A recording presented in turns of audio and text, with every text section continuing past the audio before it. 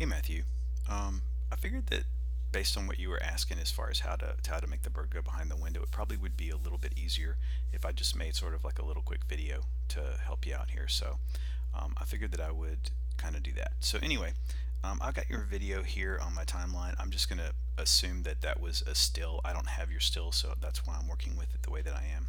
But I have your video selected here.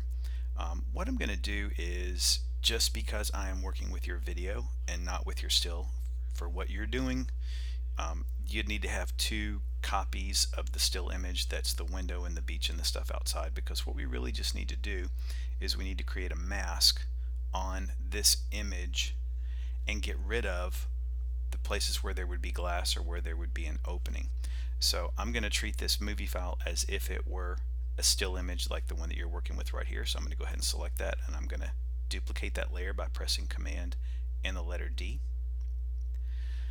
So I'm going to be working with the layer that's on top right here. So what I'm going to do is I'm going to go up and grab my pen tool up here, and I'm just going to full screen this by hitting the tilde key.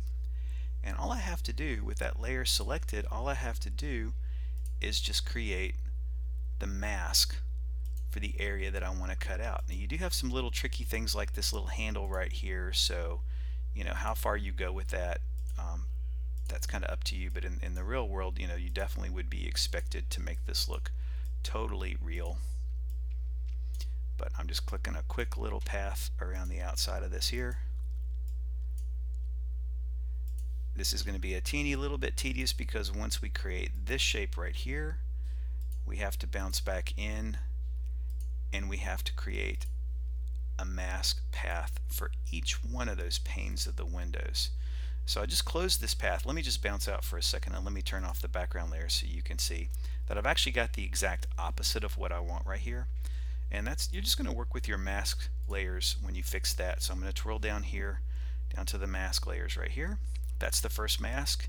It is set to add. We just need to flip-flop it. We need to change it to inverted. And now you can see we've actually punched a hole in it. So what we need to do now, again, this is going to be a little bit tedious, but not too bad, because lucky for you, they're square window panes. We're going to have to come back up and we're going to have to begin the process of drawing additional masks for each one of these window panes. You're going to have a mask for each one, and you're going to have to go down and you're going to have to tell After Effects what you want it to do with that mask, because it's not really going to know since we already have one on there. But we're going to do the exact same thing to each one of these once we're done. What I'm going to do here is I'm just going to do one side of the window, and then you'll you'll understand what to do with the rest of that. Sorry, I'm just trying to get this to scoot up a little bit here. So I'm just going to keep going until I have all 8 panes of this window masked. 2 left. Not too bad down here. So again, to create a mask, you make sure you have the layer selected, get your pen tool, and start drawing. So when we're done, we're going to actually have, this is going to look a little scary at first, but we're going to actually have 9 masks on this same layer right here. So if we look down here, we can see this first one was the big one that we created. We don't want to change anything to do with that one. But what we do want to change is all the rest of these. And you're going to have a whole nother set of these when you draw those masks on that other window. But the easy thing is, those are little rectangles, so it's really easy to draw. And then all you have to do is come over here and change all of them to subtract.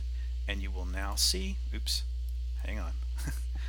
I accidentally just put another path there. Sorry. Let me switch back. And now you can see that we've actually cut that out. So for you to continue on with that and be able to put the stuff behind it, then you would need to do this side as well. So you're going to have a total of 16 little tiny masks for each one of these panes of these windows, and you're just going to set all of those to subtract. Your big overall mask that cuts out the center part here, if you just click invert, that will be fine. Just to be aware, really, I probably should have done a better job right here, because you really don't want to see stuff like that. But again, probably should have done a better job. You do have this little area down here that you're going to want to work with as well. Make sure that looks good. The reality is here too, you would be able to see through these little parts of the goggles. So you kind of need to be aware of that, and you need to take it as far as you need to make it look really, really nice. But that's pretty much how you would go about this. I'm going to turn the layer behind it back on. And now it's going to look like it did before, but here's what I'm going to do. I'm just going to create a real quick little simple shape here. I don't have anything selected, just to show you what's going to happen here. I've got this little white box right here. And now when I put that white box between those two layers, if I animate its position over time, when it flies through, you're going to see that it actually passes between the windows in the background. The background layer still has those windows in it, but because of the way that we cut the mask, you really can't even tell that. So don't forget, you'd still need to do this window over here. You'll need to tuck the airplane and the banner, as well as the birds between those two layers. You could also, if you wanted to, you could do the exact same process in Photoshop. You could cut out the windows, make a copy of, start off by making a copy of the whole thing, cut out the windows, and then just bring that into After Effects, and then just make sure you put all of your stuff between those two layers. So hopefully that will help you, sir. If you need any more assistance, give me a shout.